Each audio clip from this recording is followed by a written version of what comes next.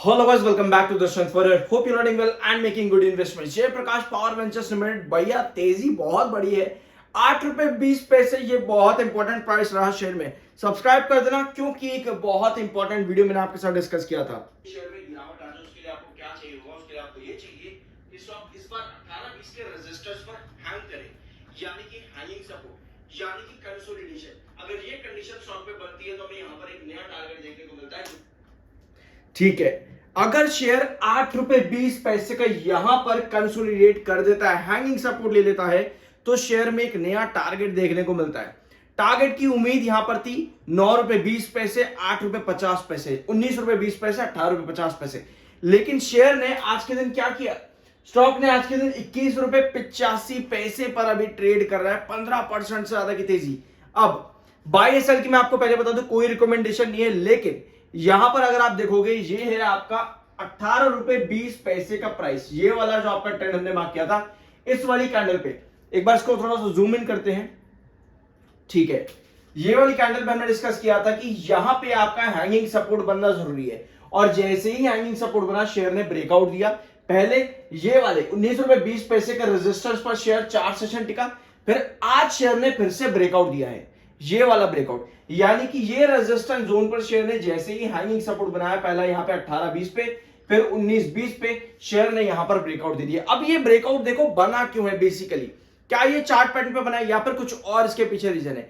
अगर हम बात करें यहां के ब्रेकआउट की, जो 18-20 और 19-20 का था, वो सिर्फ और सिर्फ चार्ट पैटर्न का ब्रेकआउट था। ठीक है, वो सिर्फ चार्ट पैटर्न का ब्रेकआउट था। वो कैसे?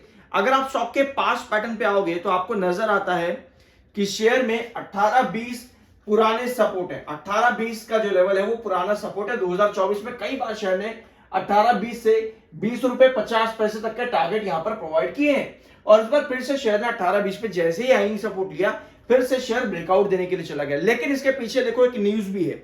अब ये न्यूज क्या है? एक चीज आप बहुत टाइम से सुन रहे होगे पूरे सोशल मीडिया प्लेटफॉर्म पे कि जेपी एसोसिएट और साथ में जेपी पावर भी अडानी ग्रुप खरीद रहा है। अब भैया ये चीज तो कहीं मेंशन नहीं करी गई है कि जेपी पावर भी अडानी ग्रुप खरीद रहा है, जेपी पावर के नए प्रमोटर आ जाएंगे।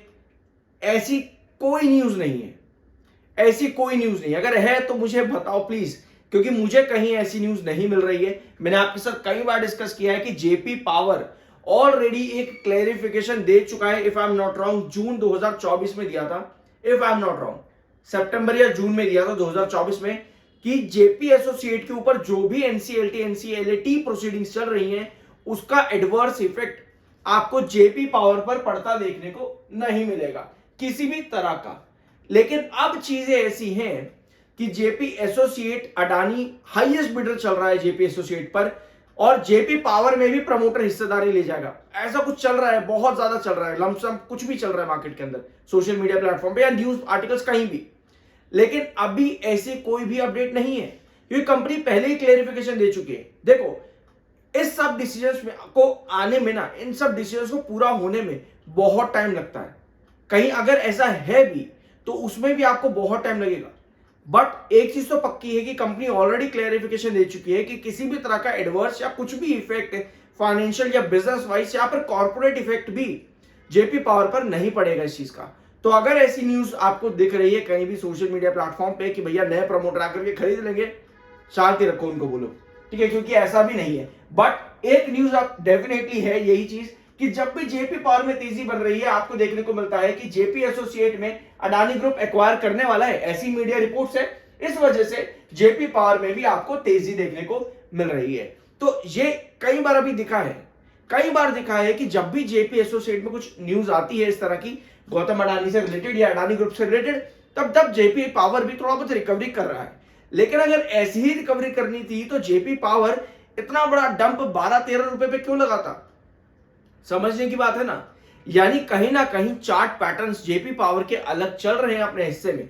बट डेफिनेटली रूमर्स या फिर किसी भी खबर जब इस तरह की चलती है मार्केट में किसी बड़े नाम के साथ, तो कोई भी शेयर अच्छा खासा जंप लगा ही देता है, इसमें कोई दो राय नहीं है। अब ये आर्टिकल्स आपको बहुत सारे देखने को मिलेंगे, व्हाट्स फ्यूलिंग द रैली, और यहां पर आओ, Jai Prakash associates gets help from this group to get investment. आपको पता है कि JP infra already Suraksha group ने, if I am not wrong, Suraksha group नाम की एक पूरा ग्रुप फॉर्म है, उन्होंने जेपी इंफ्रा ऑलरेडी खरीद रखा है। तो क्या जेपी पावर भी खरीदा था? नहीं ना, तो कहीं ना कहीं चीजों को थोड़ा सा खुद से भी एनालाइज हमें करना सीखना चाहिए।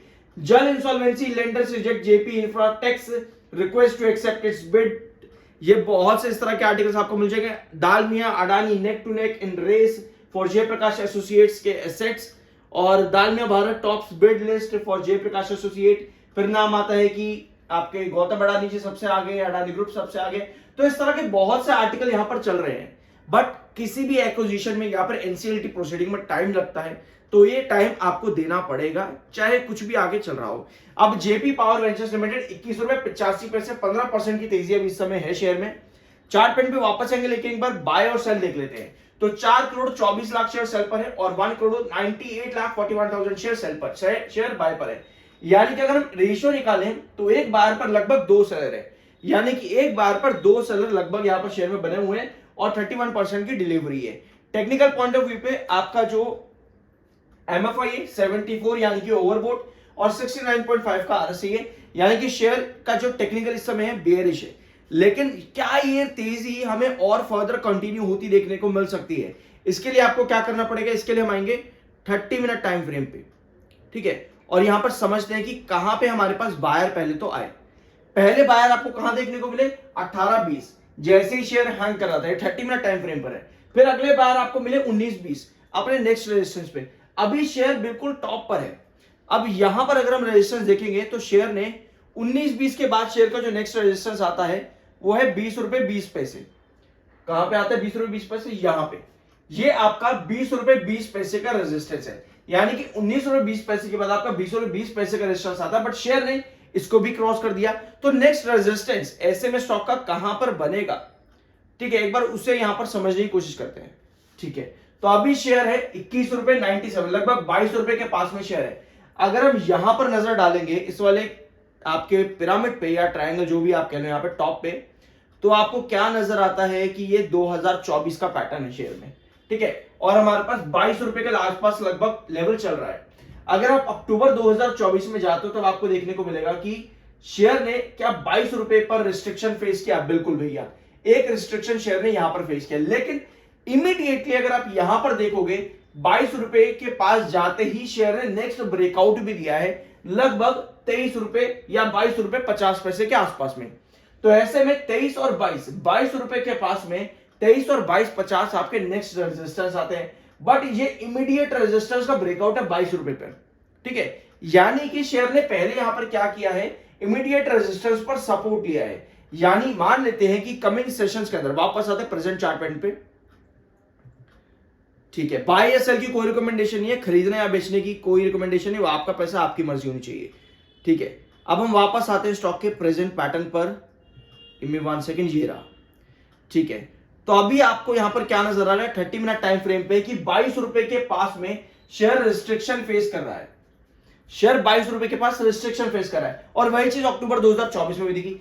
यानी कि अगर शेयर 22 रुपए के ऊपर जाकर के, आज के दिन शेयर 22 के ऊपर जाता है और फिर वापस नीचे आता है, तो कहीं ना कहीं 22 को शेयर सपोर्ट बनाने की कोशिश कर सकता है। तो इस बार हमको फिर से वही चाहिए होगा कि 22 रुपए के रेजिस्टेंस पे शेयर हैंगिंग सपोर्ट बनाए या फिर कंसोलिडेशन बनाए, बिल्कुल उसी तरह से जिस तरह से 19-20 या 18-20 पर शेयर में बना था। तो यही चीज हमको यहां पर भी चाहिए होगी ताकि फर्दर और ब्रेकआउट्स देखने को मिले। अदरवाइज वही चीज है कि रेजिस्टेंस पर अगर शेयर सस्टेन नहीं कर पाया तो फिर नीचे आता देखने को मिलेगा। बट हमें ये कंडीशन चाहिए ताकि और फर्दर हमको ब्रेकआउट देखने को मिल सके। बाय या सेल की कोई रिकमेंडेशन नहीं। आई होप कि वीडियो आपको पसंद आया होगा। मिलता है अगले वीडियो में।